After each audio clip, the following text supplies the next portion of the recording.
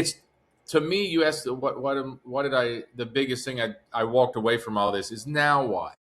And as I asked the White House this morning, I haven't heard back.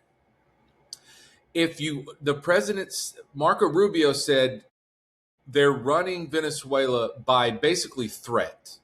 Right. They're talking to the Vice President Rodriguez and others and making demands, asking them more than doing things to stop doing things, stop selling oil to the Chinese, stop working with Iran, maybe kick out Russian military forces, stuff like that, and then allow in our oil companies at a time to be determined. Okay, Rubio says if they don't do those things or don't stop doing those things, we'll ratchet up the oil blockade. We'll turn up the heat in those kind of ways, and then they'll have to meet our demands. Well, then hours later, Trump gets on Air Force One coming back from his holiday vacation, and he tells reporters, we're running Venezuela. We're running it. We're in charge there. And I've asked the White House, okay, if based on the president's statement last night, if the U.S. is doing governance of Venezuela, and that's different than governance is the boring stuff, right? Running anything, there's a lot of boring stuff. Brian, if you or Mark runs a law firm, I'm sure there's a lot of boring stuff he has to do, for accounting purposes and such. I said routine financial transactions. Okay, say Venezuela borrowed money from a bank to fix a highway, and today's payment day or tomorrow's payment day. Is Marco Rubio signing off on that money being wired to the bank to pay back that loan or part of that loan?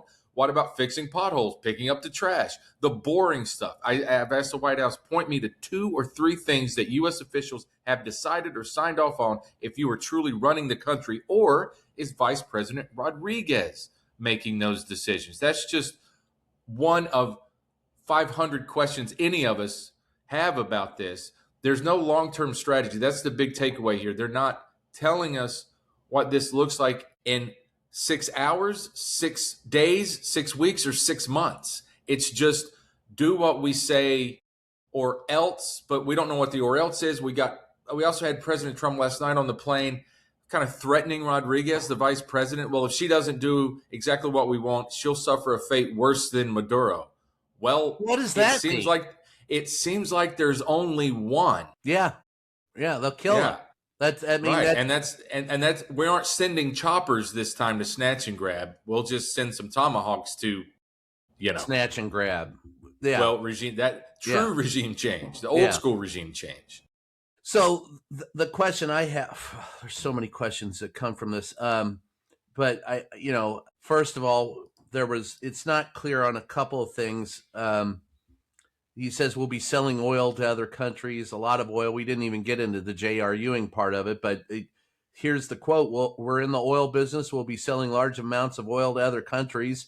And then he, of course, posted pictures of Maduro on several social media sites when the guy was in the USS Iwo Jima on the way back in handcuffs, which was interesting, kind of a trophy shot. That's, when we go on a shoot, we call it a trophy shot. That's what he posted there.